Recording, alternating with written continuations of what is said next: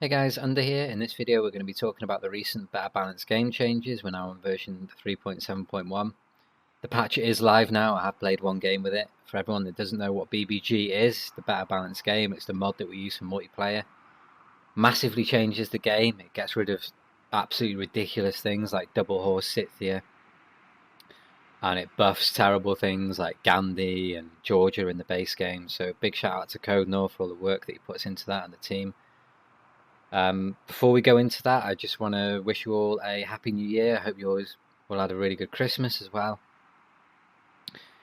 Streams come a long way this year, so big shout out to my YouTube subscribers, everyone that watches my YouTube VODs, everyone that watches me on Twitch, or my Twitch followers, Twitch subs, Twitch donators, all you guys that helped out with the stream, whether that be through donations for hardware and whatnot, and making my overlay, making my emotes. You guys all know who you are. I'm not going to sit here and make a list. I'll be here all day. And a massive shout out to all you guys that donated to the GoFundMe that I recently did for my sister's boyfriend. It means a lot to me. Obviously you guys don't really know him, so it just means that a little bit more for everyone that donated. But let's just get straight into this video. The first change we're going to talk about is the Zulu change. The Zulu Corps and Army's combat bonus is now delayed till nationalism. So what does that mean? Well, if we go into Civ and have a look in the Civlopedia, previously when Zulu could make their corps and armies, which was at mercenaries and nationalism, that hasn't changed. They also got a +5 base combat strength to those units. But that's now moved to nationalism.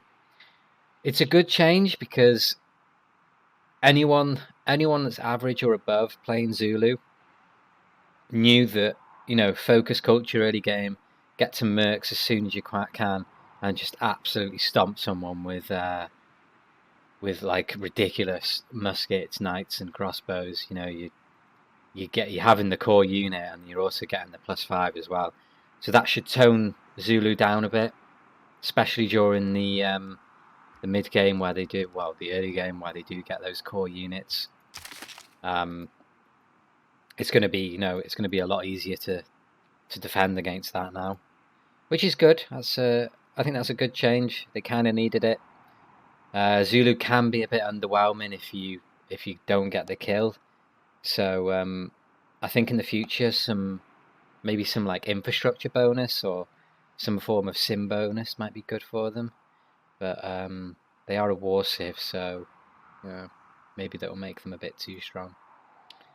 Next, we've got the American continent combat bonus is now attack only. I really, really, really don't like these attack or defend only bonuses. I don't know why they exist or why they're a good idea. So what this bonus means is units receive plus combat strength and attacking on their home continent. So home continent basically means where your capital is. You can see that by this icon here. And then going on 2 on the lens. So if I was American right now, for example, all this red tiles I'd have +5 on attack. Previously it was defending as well. Yeah, I don't really think this is a good change, to be honest. You're still going to be easily killing your neighbor if they spawn close to you on your continent. Just don't feel that having the combat bonus on attack only is going to solve any of America's problems, which is basically like an all or nothing scenario. I think a better change would just be to tone down the combat bonus altogether. So you'd have like maybe +3 or +4 on your continent. Next, we've got Hungary. Quite a few changes here. First change is Hungary levy reverted back to 2 envoys. Now, if we go back into the game, you can see here when you levy units. So that means if you're suzerain of a city-state, we can check this now actually, let's just get rid of that. You can pay a certain amount of gold to take control of the of all the units that it has already built for you for 15 turns. What this means is when you're playing Hungary, those units all get +5 combat strength and movement. It costs 75% less gold and resource to upgrade. And when you levy troops from a city-state, you're also going to gain 2 envoys. Previously, it was just 1. It's not really a big change. It's just a slight buff to Hungary, which was needed. I don't think that's going to be anything to sort of make a song and dance about. Next changed is Hungary levied units get +1 movement instead of none. When Gathering Storm was first released, Hungary got absolutely battered by the mod. Literally everything except for their district bonus got nerfed. Everyone thought they were going to be super strong, and I kind of think that they got a sort of a pre-nerf. They didn't really have time to sort of, to see what they were capable of. So in the base game, when you levy troops from a city-state, they're going to gain 2 movement. That was nerfed to 0. In this patch, it's now an extra 1 movement. So if your swordsman that you levied has 2 movement, it's now going to have 3. That's quite a good change. It's, Hungary's about levying city-states, so it just works really well with the Civ bonus itself. So that's quite a good change, I think. Next change, Hungary's Hussars. For anyone that's Hungarian, I apologise if I've butchered that. They get +2 combat per alliance instead of only 1. The original was 3. I think that's quite a good change. So in the CPL, Civilization Players League, which is where this mod was born, so to speak, or what the mod was sort of built for, is the people that play in CPL. We use a game called Diplo Plus in most of the games, and that basically means that you have to do everything out in public. So communication, you're not allowed to send private messages to other players, and in most of the time you're only allowed 2 friendships. So in turn that actually means 2 alliances as well. So in the original, in base game Hungary, you could get +6 would be the maximum you could get. With the alliance as well, with military alliance, that's going to be +11, but everyone can get +5, so we won't really talk about that. That was nerfed all the way down to 1, so you could only get +2 with those units, but now they're going to get +1. So now they're going to get +2 per alliance, so a maximum of +4 really. I think it's a step in the right direction. Whether it's enough, I'm not really sure. It's only +2 combat strength. Combat strength though in Civ can be super weird. You can the difference of like a few combat strength can go from like a stalemate or a minor victory all the way to a major victory. So yeah, we'll see on that one. It's a good change, but yeah, like I said, I'm not sure if it's going to be enough. Next on the list, we've got India. The first bonus is India stepwells get +1 food per adjacent farm instead of a max of 1. I'm laughing reading this because it's just from one extreme to the other, isn't it? For a tile so what a stepwell is India's unique tile improvement. Gives you +1 food, +1 faith, +1 housing, and on top of the original tile, and then +1 faith if adjacent to a holy site. And what this change has done is it's gone from +1 food for each adjacent farm. Previously, this was a maximum of +1 food for adjacent farms.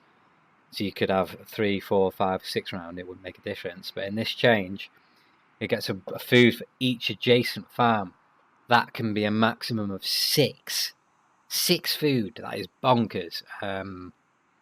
Whether it makes the Civ an OP pick or not, I highly doubt, because it's only really going to be strong in in your Pingala city, where you do want the massive pop for the 1 science and 1 culture promotions. But once you get to about once you get to about 13 pop, you kind of start struggling for districts. Obviously, entertainment complexes are terrible. You don't really want encampments in all your cities. So I think in terms of the original to this now, it's insane how much that's come. I think the modders need to sort of, try and walk before they can run. But it is a good thing, but whether it's too much. Next on the list, we've got Gandhi gets 50% production towards holy site buildings. Don't play too much Gandhi, so I don't actually know their bonuses off by heart. But let's have a look. Grants an extra belief from founding a religion, so it doesn't really sort of, synergize well with that because you've already got your holy site up and it doesn't actually affect the holy site itself. But yeah, I feel like this change is just sort of, what do we do with this Civ? Let's just give them production towards holy site buildings. It doesn't really work too well with what Gandhi's all about. I think Gandhi's been through so many changes now that even he doesn't know what his Civ's all about. I think this is one of the most changed Civs in the mod versus the original game. But yeah, you're going to save about, if you do every build, and you're probably saving, 60-70 production on online speed overall. Obviously, every little helps, but it's not the biggest buff in the world. I think India needs other changes, maybe towards his being a peace bonus. I don't know, you get like a bonus faith or bonus production for being at peace, if that makes sense. I don't know if that would be able to be coded, but yeah, it's a buff, but it doesn't really sort of, fit too well into our boy Gandhi. Korea Seowon's now get a culture bomb ability. Seowon bomb, I'm pretty sure that was what it was in the original game, but it got nerfed quite quickly. So again, if we go into Civ, Seowon is the unique campus for Korea.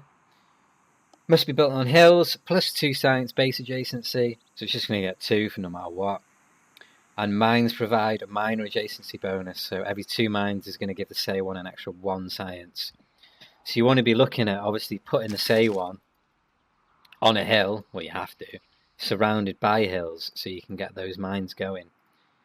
Now, I really like this change because it just works super well with how the Seowon works. Obviously, you want to be planting them away from your other districts and your city centre, or anything that's going to, block. So what the Seowon bomb means is, if I was to place it here now, when it completes, it'll basically grab all these tiles around it. So it's just going to help you get all those, those mines and improvements going, so you can get the juicy campus going. Is it going to be too strong? Probably yes. That's why it got nerfed in the first place. So Korea are really good at getting those early scientists. A good Korea player without any sort of much competition can probably get all the early game scientists, at least the classical around the classical ones.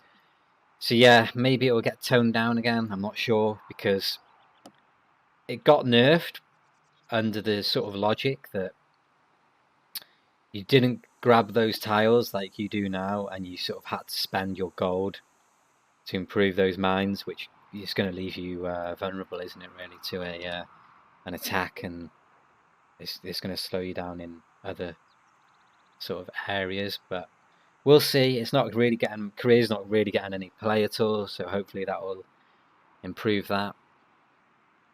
Now we've got our boy Suleiman. Ottoman's Grand Bazaar is now a market replacement. Let's have a ganders. A building unique to the Ottomans. Accumulate 1 extra strategic resource for every different type of strategic resource this city is improved. A little bit vague, but I think what that basically means is that if you've got iron improved in the city, you're going to get 1 iron a turn. If you've got iron and niter in the city, you're going to get an extra iron and an extra niter per turn. so on and so forth.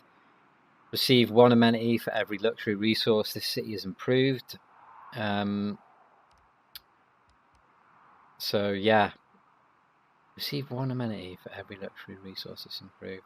So that's basically giving you a duplicate, really, isn't it? That actually gives you amenities. It's not the best building really in the world, is it? If we're being honest.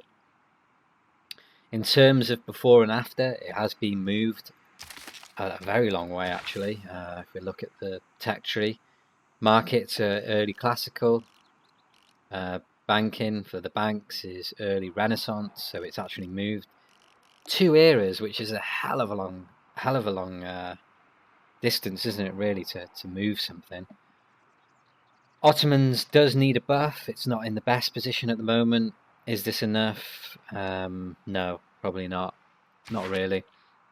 I think if we're looking at Ottomans, the buffs need to be worked around maybe their unique governor. I don't know, the unique. I don't understand the special units. So they give all these bonuses to siege units, literally loads of them, and the musket, and then they just throw in a random bow. I don't really understand. So yeah, I don't think the market change is enough for the Civ to get some play. I think it's still a very bad Civ, and yeah, hopefully we'll see some more buffs in the future that's not focused on the market. Right, what have we got next? Sumeria's war carts have a chance to capture barbarian and CS units. This is basically Germany from Civ V, isn't it? Yeah, that's a good change actually. I quite like that change.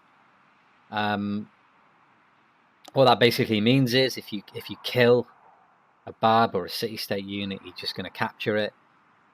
Works pretty well with their early war sort of shenanigans. Problem is, we do play on Prince difficulty, I believe, or Settler. Let's have a quick look. What are we on? I don't know. It's one of the lower ones anyway. I won't have a look. And yeah, so I don't know. The most you're going to get from the city-states is probably archers and warriors.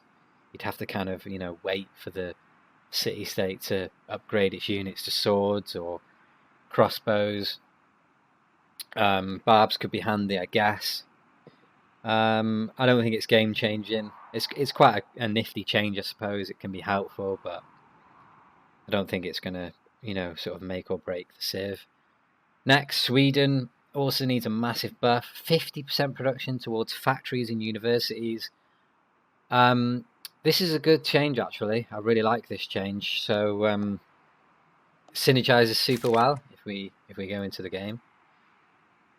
Sweden, Mrs. Bad Hairdo, isn't it? Sweden. It's a Kristana upgrade, is it? Is it?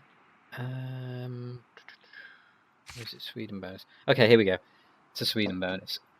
Diplomatic favour when earning great people. It does sort of work well with that because it's 25 on online speed.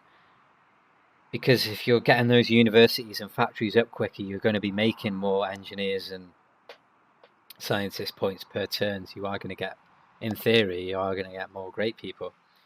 Sweden receives 1 great engineer point from factories and 1 great scientist point from universities. Super underwhelming bonus. This, if you put in all that effort into rushing, especially factories, universities and factories, you're going to want a bit more than that, really, aren't you? But the 50% production change does sort of work really well with this. I think it was the right sort of direction to buff Sweden. I don't think they needed any buffs towards their units or infrastructure or their sort of culture, what they get from their automatic theming. So yeah, overall I think this is a good change. It should see more play. Universities are super helpful, especially if you do get a few early libraries. You might actually get the university scientist, the Isaac Newton. So yeah, pretty good change that actually. I like that one. What we got next? Oil will now spawn on plains and all floodplains types. I don't actually know what they could spawn on previously. Does it say in the go back to the game again? Does it say in the Civipedia what it can spawn? What it can spawn on? Let's look. I know it can spawn in things like lakes on the coast. So yeah, coast and lake, desert. So I guess these are new. It just basically gives you more chance of getting oil, doesn't it? Really. You can get really sort of screwed by things like aluminium and oil, especially because when you are at that point in the tech tree, so around industrialization, around the early industrialization era, you are going to be sort of making a choice of whether you go for flight or sort of tanks. It's called going the top or the bottom of the tree is what it's commonly known as. So yeah, if you do go radio and you find yourself with no aluminium, you're kind of screwed because you've got to go sort of swing all the way back for combustion. So yeah, it just gives you, that extra, like less risk of not getting oil, which it's a good change, nice quality of life change, always good to see. Pembrush and Voice Golden Age, gold per district now reduced from 2 to 1. Pembrush and Voice is the meta currently, or was the meta. The patch is currently live. Is it enough to change it? Probably not. I think the culture maybe needed a little bit of a nerf as well. I'm glad to see it only go from 2 to 1 though. Not like some of the other changes, like the Stepwell change and the Grand Bazaar change that took an absolute U-turn. I think this just needs a bit of time to see if it'll work. I did actually go mass commercial free inquiry in my recent game, which I won. Whether that was part of it, I don't know, but we'll see. Next, we've got the Audience Chamber and a Governor title reduced from 2 to 1. So in the mod, when you do complete the Audience Chamber, you get 2 free Governor promotions. That's just been reduced to 1. I think it's a good change. I do like what the mod has also done to Audience Chamber, which is it gives you +3 food on top of the vanilla bonuses. So each city with a governor has 1 amenity, 3 housing, and then the mod changes it to 3 food. Previously, it also gave you, like I said, 2 governor titles. That's been nerfed to 1. I think it's a good change. Ancestral Hall is probably my favourite governor building, so I'm glad that I can not be forced to go audience all the time and actually go Ancestral Hall hopefully now. I think that will be enough to nerf the Audience Chamber strat and just to give Warlords and Ancestral Hall a bit more pickability, if that's a word that maybe I've just made up. But yeah, pretty good change. I like that one. Next, what have we got? Score for cities reduced from 5 to 2. So yeah, score can be a bit of a problem in multiplayer. It can cause some arguments. What this does is basically indirectly promotes tall play. Because if you're looking at the changes now, the next change also works with this.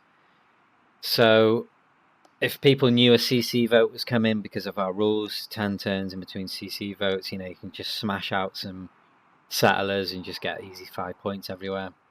That's been nerfed to 2 now, so that should tone that down a little bit. Score for population has been increased from 1 to 2.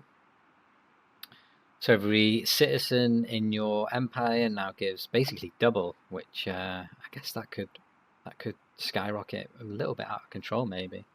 But yeah, we'll see. I think that's just to give people a bit more of a chance, if they don't have much room compared to everyone else. So yeah, not much to really say about them. That's a very CPL focused nerf really. Buff, nerf, whatever. Next, Victor Garrison Commander promotion reduced from 5 to 3. Praise the Lord, because this is my least favourite part of the game. You've eyed up your neighbour, ready for a cheeky attack early on in the game.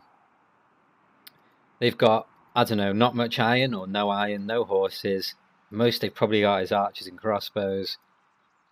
You're having a whale of a time. You know, you've taken maybe a city quite easily. All of a sudden, you go from victories everywhere, minor, major victories, to major defeats. You breathe out and you think to yourself, why does this exist? So if we go into, here we are in the game, aren't we? If we go into Victor, and look, it's easier here, isn't it? And look at his promotions. So Victor is a defensive governor. You stick it in a city on your front line, or you know that's going to get attacked. And you get this first promotion here. Units within the city get what was +5 combat strength in the borders. It was insane. +5 is a lot. Doesn't sound too much actually when you read it out, but it can turn the tide of a war very easily, and you can survive in a victor city for as like if you're one unit behind, if that makes sense. So if you've got like you're getting attacked by knights, you can defend with victor swords.